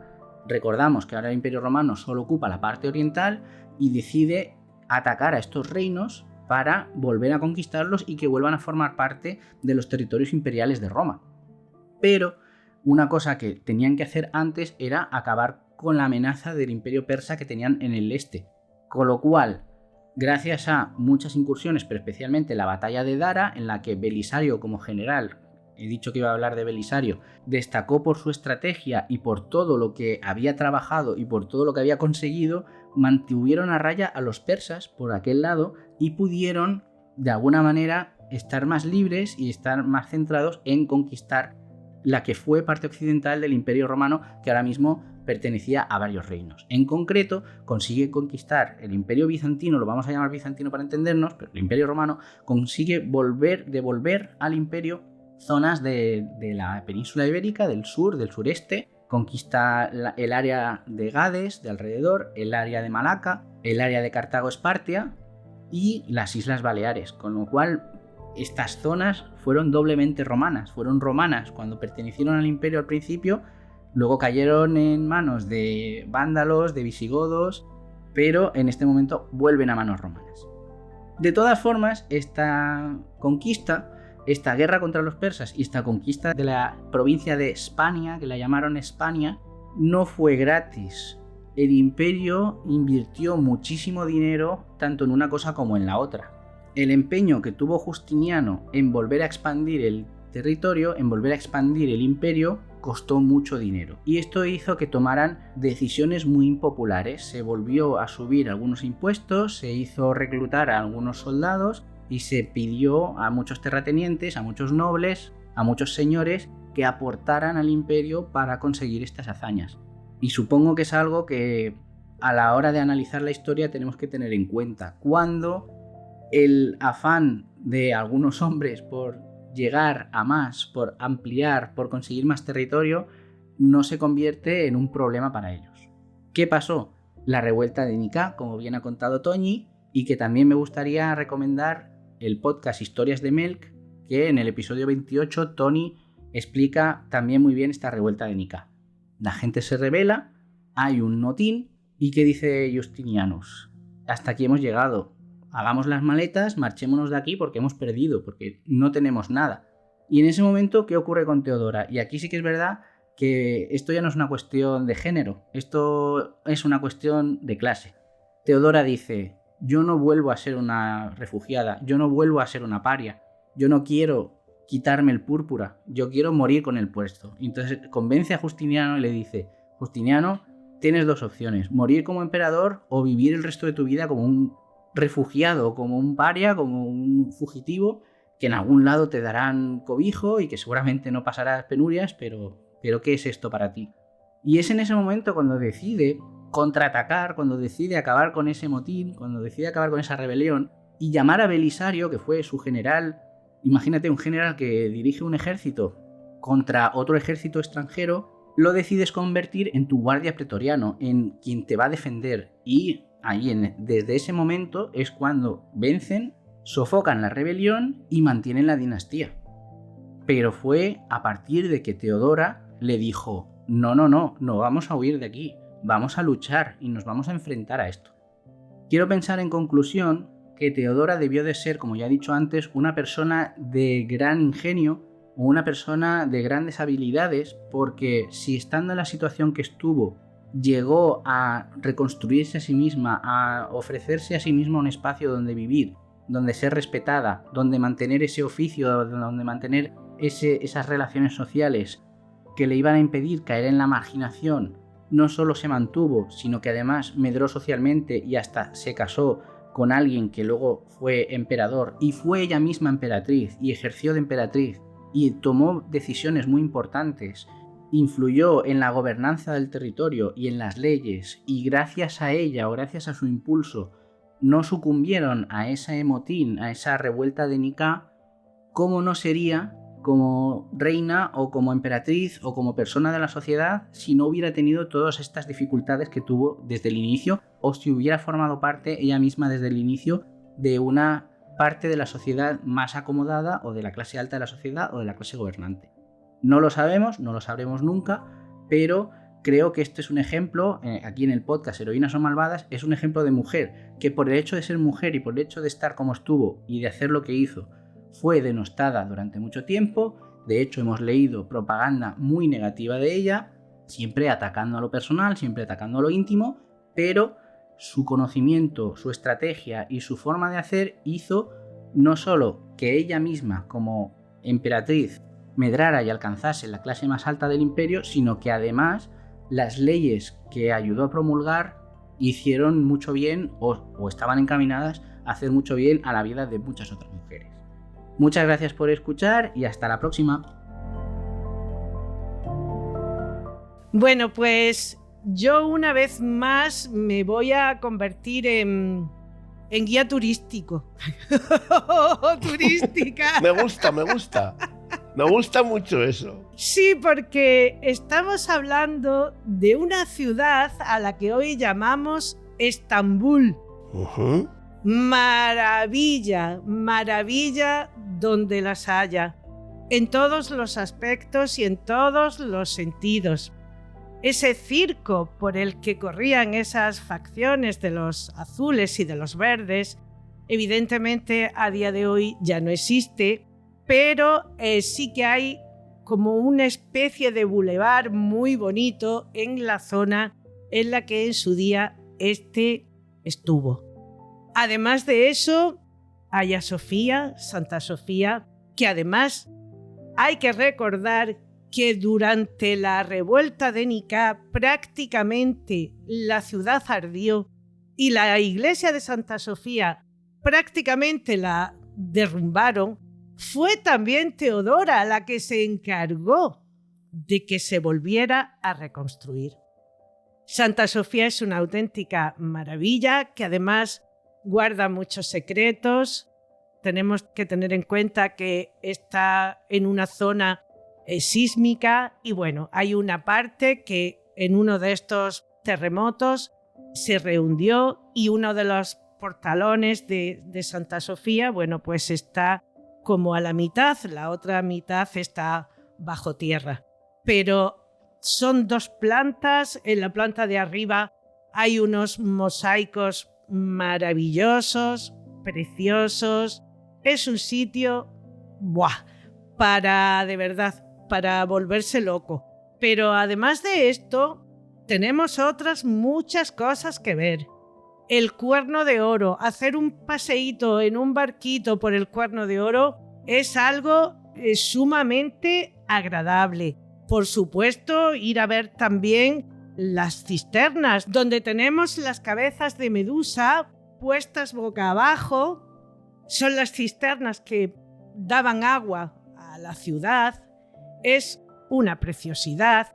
Tenemos un montón de mezquitas que también podemos visitar, grandiosas, maravillosas. No tengamos reparo en cubrirnos los hombros, no tengamos reparo en taparnos, incluso en ponernos un pañuelo en la cabeza, no tengamos reparo en descalzarnos.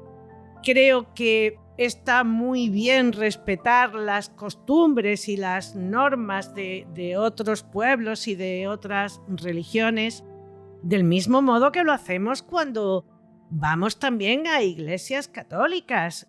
Para entrar en el Vaticano, una mujer no puede ir con tirantes ni con un pantalón corto.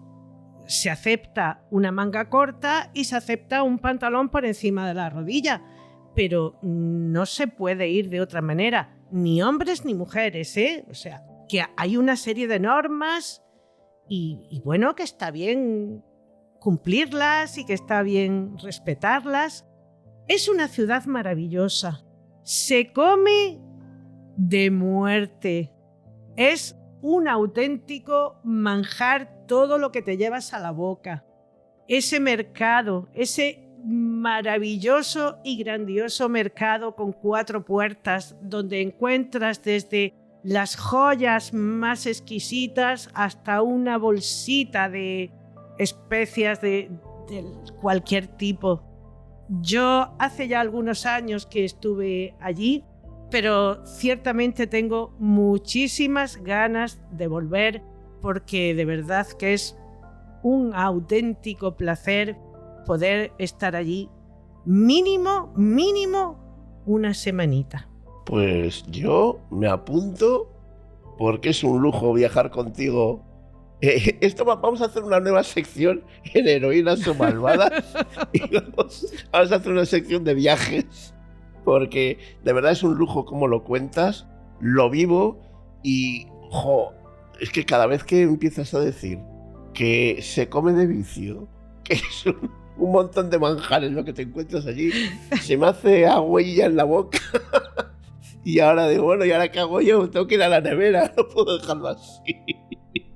Así que... Y para seguirle el rastro a Teodora, ¡ay, Dios! también, si en alguna ocasión Sí, podemos ir a Rávena, a la ciudad italiana de Rávena, allí nos encontramos con un precioso mosaico de, precisamente, nuestra protagonista. Así que, bueno, podemos saltar de fantástico. una ciudad a otra y si no, pues hacerlo en un par de viajitos que tampoco pasa nada. Hay que tener siempre distintas opciones. Y seguro que en Rávena comemos de maravilla la pasta. La cocina italiana. Esto creo que no tiene mucho que discutir, ¿no? Tú me quieres matar a mí. Ojo, que la cocina italiana que comemos allí no es la que luego nos dan en las pizzerías de aquí, ¿eh? No, La de para allí es nada, para nada. La de allí es infinitamente mejor y, bueno, Vamos. con además una variedad. Joder. Toñi, todo sea por el podcast. Organizamos un viaje. A ver, yo no tengo ningún problema. Además, mira, en Estambul se compran buenas pieles, buenos chaquetones, buenas cazadoras, buenos abrigos. Se compran buenos bolsos, o sea, allí se compra prácticamente de todo y a buen precio, dicho sea de paso. Y hay cosas maravillosas para ver, de verdad que sí. Cosas maravillosas.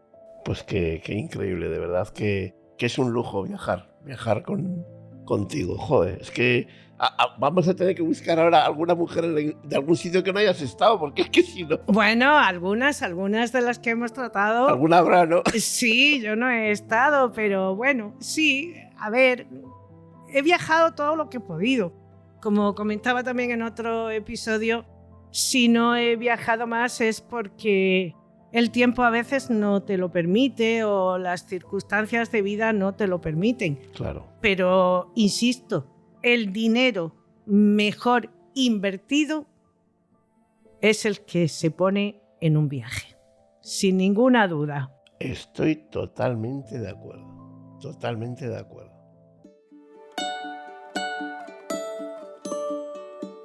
Bueno, pues con esto y esta vez el bizcocho no, que sigo todavía en aquello de aligerar un poco lo que metí en Navidad.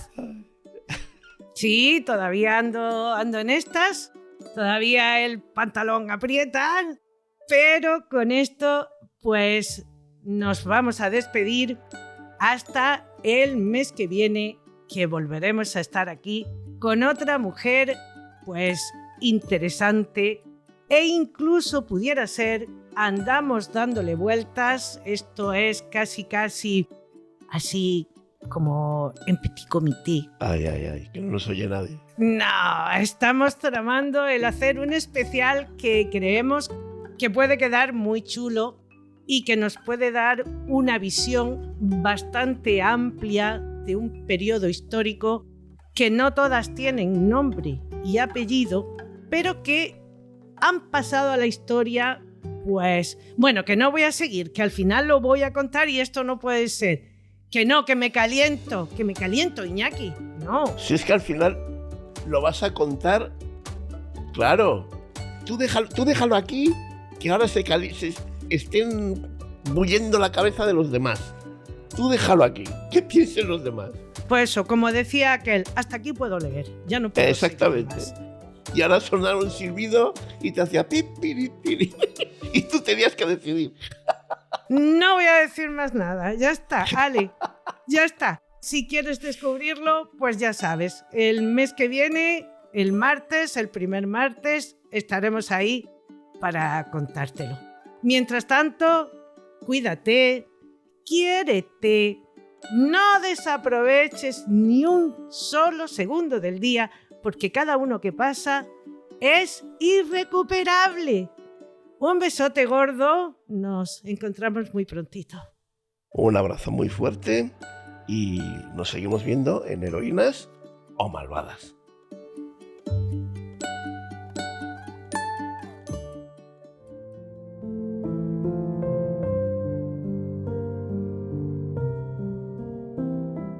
Dice el gran Alejandro Jodorowsky que todo lo que das, te lo das, y todo lo que no das, te lo quitas. Por encima de cualquier circunstancia, siempre debería primar nuestro ser interior, pero la realidad es que eso ocurre muy pocas veces. Hay algo infinitamente más poderoso que el éxito, más duradero que la fama y más sólido que cualquier trono: la fidelidad a uno mismo. En un mundo que cambia de opinión cada semana, que convierte las modas en dogmas y los dogmas en ceniza, mantenerse fiel a la propia esencia es un acto de valentía radical, impactante, poderoso. Ser fiel a uno mismo cuando eres actriz y todos te reducen a un pasado, ser fiel a uno mismo cuando eres futbolista y el entorno te empuja a convertirte en una marca antes que en persona, ser fiel a uno mismo cuando eres emperatriz y el poder podría devorarte. Eso no es comodidad, eso es carácter, eso es identidad y eso sobre todo es dignidad. Porque cuando decides no traicionarte, cuando eliges no adaptarte a lo que otros esperan que seas, cuando te mantienes firme, incluso cuando el miedo susurra que sería más fácil rendirse, te estás regalando algo que nadie puede comprarte ni concederte: coherencia interna. Y la coherencia es paz. Y la paz, aunque muchos y muchas no se lo crean, es poder. Las personas que permanecen fieles a su esencia, a su instinto, a su intuición, a esa voz silenciosa que les dice «esto soy yo», construyen una fuerza que no depende de aplausos ni de cargos. No necesitan que el mundo les valide, porque ya han hecho el trabajo más difícil: validarse a sí mismas. Y eso es revolucionario. Vivimos en una era de identidades de plástico, de tendencias que arrastran, de opiniones que se moldean según el algoritmo imperante en ese momento. Pero hay seres humanos que no se doblan, que escuchan el ruido, lo analizan, pero siguen su camino, no por soberbia, sino por convicción, no por ego, sino por conciencia. Y esas personas, aunque a veces paguen un precio muy alto, duermen con la tranquilidad de no haberse vendido nunca. Ser fiel a uno mismo no significa no cambiar, es justo lo contrario. Significa evolucionar sin traicionarse, crecer sin disfrazarse, aprender sin perder el alma. Puedes pasar de actriz a emperatriz, de desconocido a referente, de niño soñador a adulto con responsabilidades. Pero si el núcleo permanece intacto, si los valores, la intuición y la verdad interior siguen guiando tus pasos, entonces no te has perdido en el camino. Y esa gente no son grandes solo por sentarse en un trono o conquistar poder mediático. Son grandes porque no olvidan de dónde vienen y quiénes fueron, porque utilizan el poder para proteger, para reformar, para sostener, porque no permiten que el nuevo entorno borre su memoria ni su sensibilidad. Y esa lección atraviesa los siglos. La verdadera transformación no consiste en cambiar de lugar, sino en elevar lo que ya eres. Cuando eres fiel a ti mismo, te regalas respeto propio. Y el respeto propio genera seguridad. Y la seguridad genera liderazgo. Por lo tanto, el liderazgo genera impacto. Por eso las personas auténticas dejan huella, porque no actúan desde el miedo, sino desde la verdad. Uy, la verdad. Todos la nombramos, la vestimos, pero qué pocos la utilizamos. Y quizás la pregunta que deberíamos hacernos hoy no es si Teodora fue heroína o malvada. Quizás la pregunta es otra. ¿Somos nosotros capaces de ser fieles a lo que somos cuando el entorno aprieta? ¿Cuando la moda señala? ¿Cuando el miedo paraliza? ¿Cuando la tentación de agradar lo contamina todo? La identidad no se negocia, el alma no se subasta y ni siquiera el carácter se alquila. En un mundo que premia la adaptación constante, la autenticidad es casi un acto de rebeldía, pero es la única rebeldía que construye algo sólido, porque quien se traiciona para encajar termina vacío y quien se mantiene firme, incluso en soledad, termina siendo faro.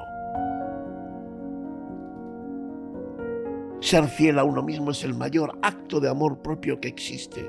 Es decirle al mundo, puedes cambiar las circunstancias, pero no cambiarás mi esencia. Y eso no lo consigue un cargo, ni una corona, ni una multitud aplaudiéndote. Eso lo consigue una conciencia despierta por ser una mujer que no la recordarán por su pasado, sino por su firmeza, su inteligencia política y su capacidad de cambiar la historia.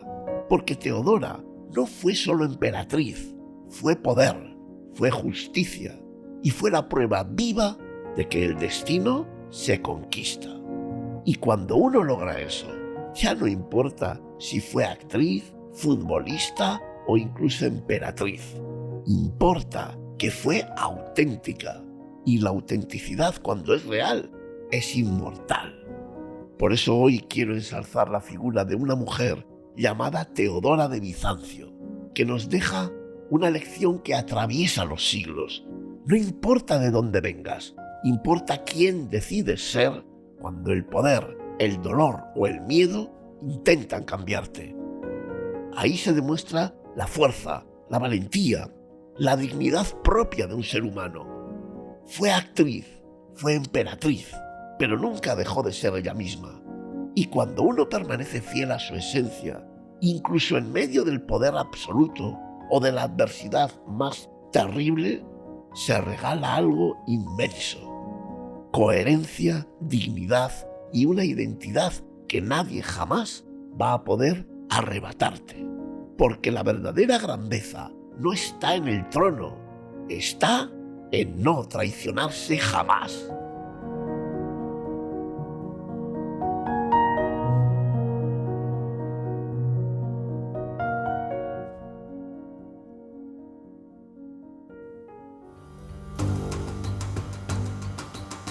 Has escuchado Heroínas o Malvadas, un podcast de Toñi Martínez, Iñaki Urdangarín Iraeta y la colaboración especial de Jesús García Cano, en el que el primer martes de cada mes analizaremos la figura de una mujer que dejó su huella en la historia.